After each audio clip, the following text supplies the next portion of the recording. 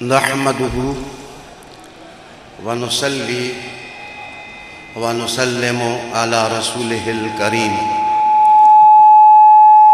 وأشهد أن لا إله إلا الله وحده لا شريك له وأشهد أن محمدًا عبده ورسوله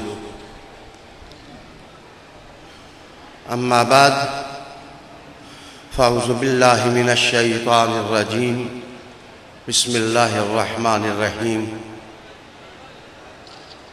الصلاة والسلام عليك يا سيدي يا رسول الله وعلى آلك وأصحابك يا سيدي يا حبيب الله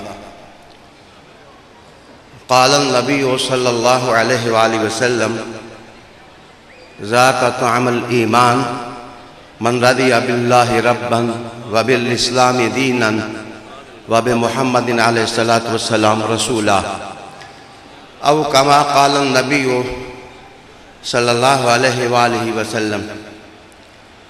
انتہائی عزت اور احترام کے لائق عالی مرتبہ عالی مقام حضرت لالہ جی صاحب دامت برکاتکم القدسیہ، آج کے اس تاجدار ختم نبوت کانفرنس میں جماعت اہل سنت پاکستان کا ہر کارکن آستانہ عالیہ گولڈ شریف پر حضرت اعلیٰ پیر سیدنا امیر علی شاہ صاحب علیہ رحمہ و رضوان کے قدموں میں حاضری دے کر روحانی خوشی محسوس کر رہا ہے۔ یہ واحد آستانہ ہے جہاں گفتگو کرتے ہوئے میرے الفاظ ادب سے لرز رہے ہیں، اور میں کسی کے سامنے یہ الفاظ ادا نہیں کر رہا، میں محسوس کر رہا ہوں کہ اعلیٰ حضرت گولڈوی رحمۃ اللہ علیہ کے سامنے میں اپنا سبق سنا رہا ہوں۔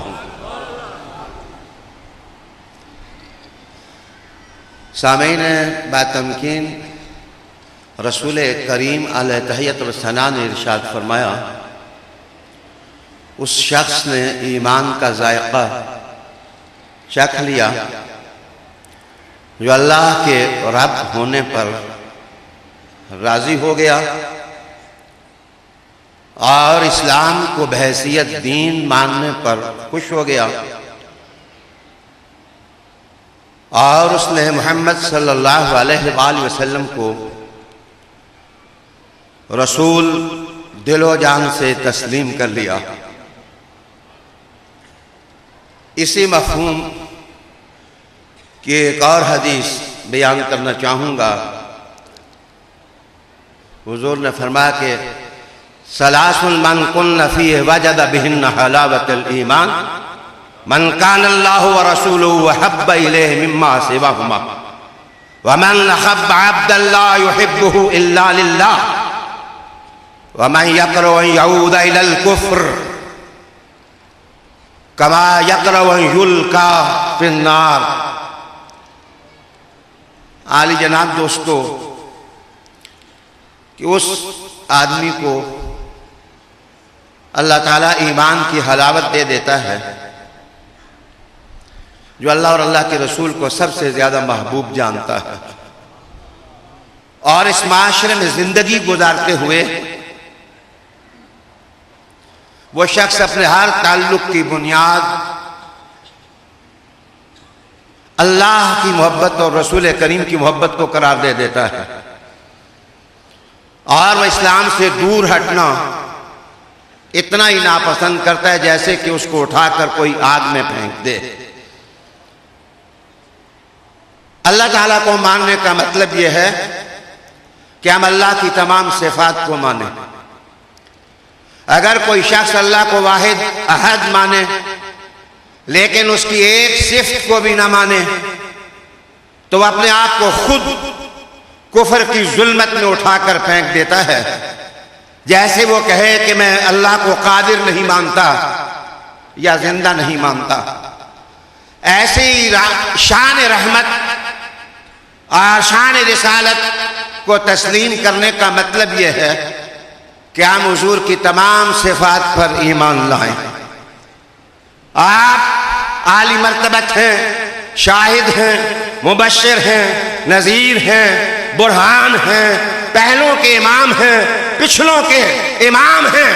سب سے بڑھ کر یہ کہ اللہ نے ختمت نبوت کا تاج آقا و مولا کے سر پر رکھ دیا ہے، اور حضور رحمت عالم کی شان کے لیے کسی عالم، کسی مفسر، کسی شاعر، کسی ادیب، کسی صاحب قلم کا اعتراف ضروری نہیں ہے۔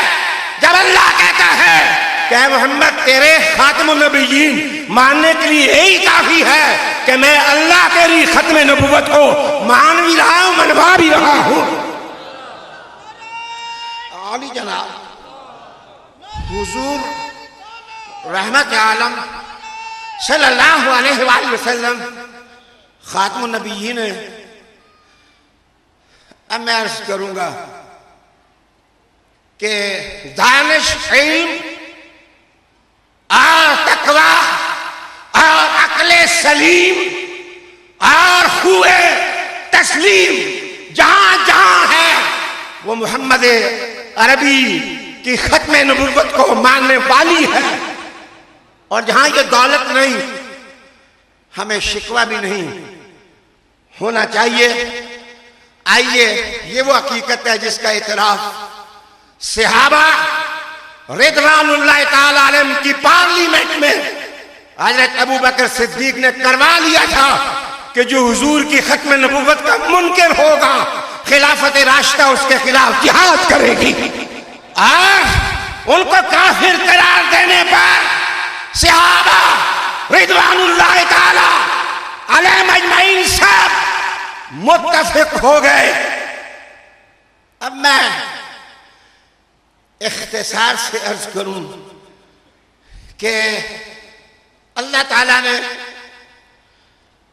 اس عقیدے کی حفاظت کے لیے بہت سے لوگوں کو منتخب کیا، لیکن مولا علی کی اولاد کو اللہ تعالیٰ نے یہ اعزاز بخشا کہ جس زمانے میں کوئی ڈاکو اس عقیدے کی طرف بڑھے، محمد عربی کا خون اور آل رسول صرف کل ہی نہیں، آنے والے کل بھی اگر کسی نے دیکھنا ہوا کہ کیا کوئی محافظ ہے تو پیر سید معین الحق شاہ صاحب زید مجدہ کی یہ کانفرنس اور اہتمام اور اعلان اور محبت یہ اعلان کر رہی ہے کہ میر علی شاہ کے نوکر مرے نہیں ہیں، بدی جدھر سے آئے گی میر علی کے غلام سینہ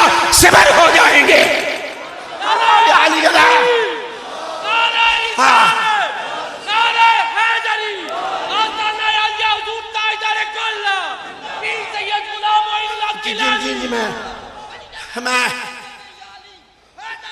میں اختصار کرنے لگا ہوں، میری باتوں کی طرف توجہ کہ ختم نبوت ہوئی حضور کی شان، اس کے لیے صرف علم کافی نہیں ہوتا۔ علم تو کبھی کمپیوٹر بن کر انسان کو چھوتا ہے اور چھو کے گزر جاتا ہے، وہ علم دل اور روح میں ڈیرا نہیں جما سکتا۔ اور علم صرف کتاب کا نام نہیں، کتاب بعض اوقات چھوتی ہے اور چھو کے گزر جاتی ہے، لیکن کتاب روح اور دل میں اتر نہیں سکتی۔ مولا علی کی اولاد خواہ شہنشاہ جیزاں ہو یا ہند الولی ہو یا میر علی ہو، وہ اعلان کرتے ہیں علم صرف ہمیں چھوتا نہیں ہے، علم ہماری روح میں آ کر آباد ہو جاتا ہے. جناب علم ہماری روح میں آ کر آباد ہو جاتا ہے.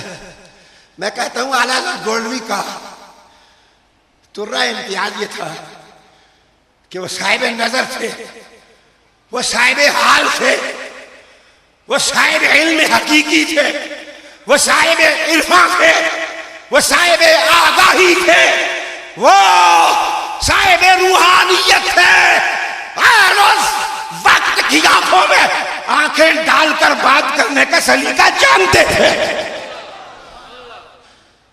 میں صرف اتنا کہوں گا کہ جب مولانا روم کی کتابیں کوئی تالاب میں اٹھا دے تو علم والے کا علم ختم ہو جاتا ہے، لیکن نظر والا کتابوں کو ڈبو کے ان کو صاحب مثنوی بنا دیتا ہے. اور یاد رکھیے صاحب حال ہوتا ہے. میرے لیے وہ صاحب حال ہے کہ اگر وہ آگ کے انگاروں کو ہتھیلی پر رکھ لے تو ٹھنڈا وہ ان کو نہ ہونے دے، اور برف کو ہتھیلی میں رکھ لے تو برف کو پگھلنے نہ دے. جناب حضرت فاضل گولڈوی رحمت اللہ علیہ کا دل ان کی آنکھوں میں تھا اور ان کی آنکھیں ان کے دل میں تھی. ان کی آنکھیں ان کے دل میں تھی. یہی وجہ ہے. میری طرف دیکھو، میں تو اس قادیان والے کا نام بھی نہیں لینا چاہوں گا، لیکن جب اس نے چیلنج کیا تو مجھے چھوٹا سا جملہ اعلیٰ حضرت گولڈوی کا مجھے ہی پسند نہیں آیا. اس نے تعریف کو کہا ذرا گردن جھکا دے، غوث پاک کا پوتا گزرا ہے. اور ہند الولی کے افکار کا ترجمہ گزرا ہے. جناب میرے علی شاہ نے کہا اوے قادیان والے، گرکٹ کی طرح تو رنگ بدلتا ہے. صبح اگر مردے بھی جلانے پڑ گئے تو ہم مردے بھی جلا لیں گے. اگر مردے بھی اگر جلانے پڑ گئے.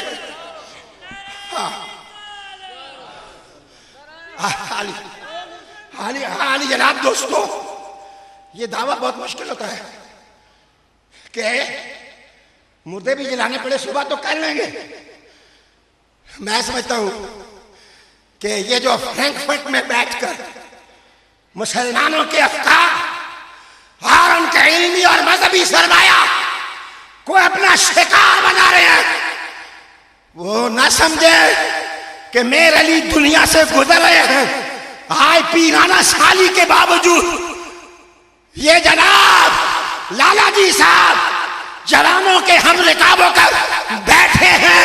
فرمایا کہ نہ سمجھنا 125 سال گزر گئے ہیں، تو اگر کسی بچے کو اس کی ماں نے دودھ پلایا ہے تو کل ہی نہیں جس میدان میں یہ شہزادے نکل جائیں گے اللہ مردوں کو ادھر بھی زندہ کر دے گا.